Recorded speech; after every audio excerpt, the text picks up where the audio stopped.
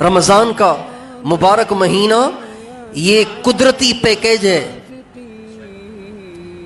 ربانی package ہے، اللہ کا دیا ہوا پیکیج ہے کہ اگر کوئی گنہگار بہت بڑا گنہگار ہے اور رمضان کے علاوہ اس کو امید نہیں ہے کہ اس کے گناہ بخشے جائیں، تو رمضان کا مہینہ ایسا ہے، اگر وہ رمضان کے روزے رکھ لے گا اور رات کی تراویح پڑھ لے گا تو چاہے وہ کتنا بڑا پاپی کیوں نہ ہو، کتنا بڑا مجرم اور کتنا بڑا گنہگار کیوں نہ ہو، اللہ اسے معاف کر دے گا۔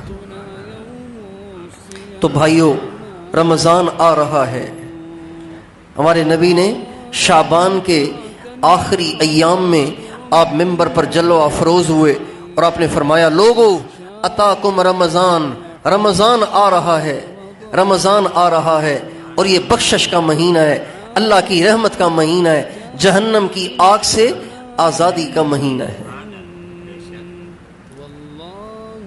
تو رمضان آ رہا ہے، شعبان کی آخری تاریخیں چل رہی ہیں، شعبان جانے کی کر رہا ہے، رمضان آنے کی کر رہا ہے۔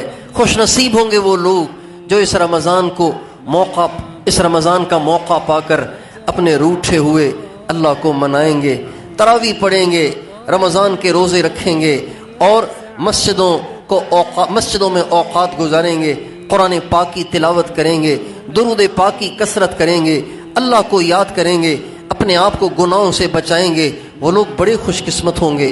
ہمارے نبی صلی اللہ علیہ وسلم ایک دفعہ ممبر پہ چڑھ رہے تھے تو آپ کے ممبر کی 3 سیڑھیاں تھیں، 3 سیڑھیاں۔ ہمارے ممبر کی 2 سیڑھیاں ہیں نا، تیسری پہ تو بیٹھنا ہے۔ ہمارے نبی کے ممبر کی 3 سیڑھیاں تھیں، چوتھی پہ بیٹھا جاتا تھا۔ تو آپ علیہ السلام جب ممبر پہ چڑھنے لگے، پہلی سیڑھی پہ قدم رکھا تو فرمایا آمین، دوسری سیڑھی پہ قدم رکھا فرمایا آمین، تیسری سیڑھی پہ قدم رکھا فرمایا آمین۔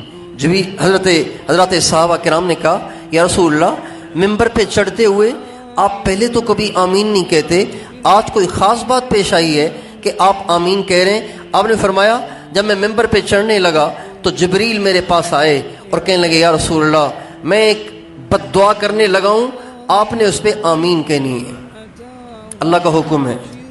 میں ایک بد دعا کرنے لگا ہوں، آپ نے اس بد دعا پہ آمین کہنی ہے۔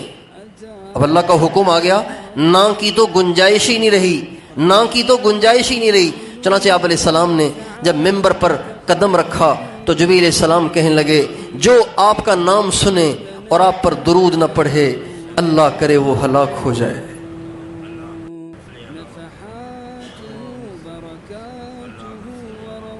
اب مجبوراً کہنا پڑا آمین۔ پھر انہوں نے کہا، یا رسول اللہ، جو اپنے ماں باپ کو بڑھاپے میں پائے، اس کے ماں باپ کو اتنی عمر مل گئی کہ اس کی زندگی میں اس کی ماں، اس کا باپ دونوں یا ان میں سے کوئی ایک بڑھاپے کو پہنچا، اور اس بد نصیب نے ان کی خدمت کر کے ان کی دعائیں نہ لیں اور ان کی دعاؤں کے ذریعے اللہ سے گناہوں کو نہ بخشوایا، تو دعا کریں اللہ اسے بھی ہلاک کر دے۔ مجبوراً آمین کہنا پڑا۔ پھر کہا، یا رسول اللہ، جیسے رمضان کا مہینہ ملا، رمضان کا مہینہ 30 روزے اور 30 رمضان کی راتیں، اور رمضان کے 29 روزے اور 29 اس کی راتیں، اتنی تراویاں، اتنے روزے، اتنے مواقع، اتنی افطاریاں، اتنی سحریاں، اتنے قبولیت کے مواقع اسے ملے، لیکن اس نے اپنے گناہوں کو نہ بخشوایا، اللہ کرے وہ بھی ہلاک ہو جائے۔ مجبوراً آپ نے کہہ دیا آمین۔ اب بتائیے، جو رمضان کے مہینے کو قیمتی بنائے گا وہ کتنا خوش قسمت ہے، اور جو رمضان کے مہینے کو بھی ضائع کر دے گا وہ کتنا کم قسمت ہوگا، کتنا بد نصیب ہوگا، کتنے بڑے گھاٹے اور خسارے میں ہوگا۔ اس لیے رمضان آ رہا ہے، اللہ کی رحمت کا مہینہ اور گناہوں کی بخشش کا مہینہ اور جہنم کی آگ سے آزادی کا مہینہ۔ تو سب سے پہلی بات تو یہ ہے کہ میں اور آپ یہ عزم کریں کہ اس رمضان میں اللہ کو راضی کرنا ہے۔